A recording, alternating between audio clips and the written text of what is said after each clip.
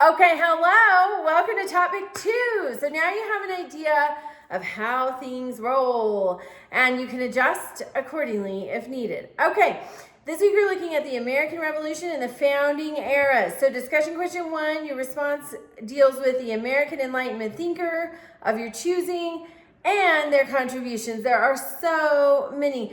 I encourage you, just for your own learning, and it's not required, but to pick somebody that's not in the in crowd so much. There are so many that we know about. They're famous. Many of them are presidents.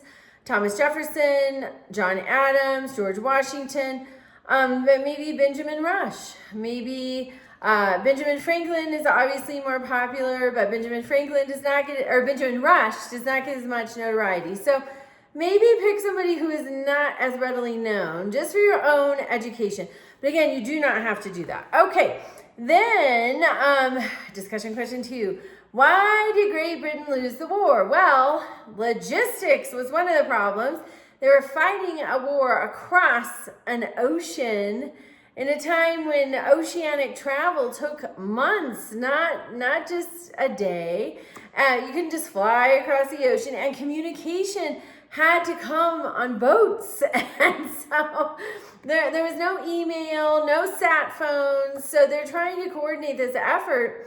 You're largely flying blind with a lot of it and putting a lot of trust in your people on the ground. So I think logistics was one of the big problems.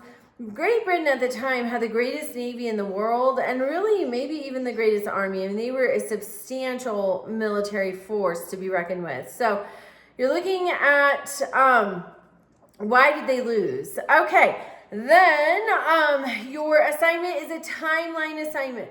There's a PowerPoint template and PowerPoint instructions included in the assignment. I encourage you to become familiar, build your confidence with putting together a PowerPoint.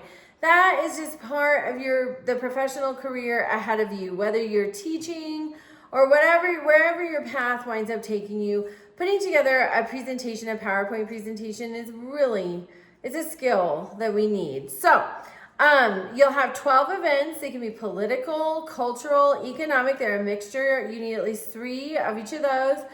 From the timeline from the American Revolution, which can be one of, to the ratification of the Constitution. So that is what you will have, 12 events. You have, I think, 50 to 100 words about each event. And then you want to make sure that you meet your source requirement. All right. And remember, participation all week long. Reach out with questions and have a great week.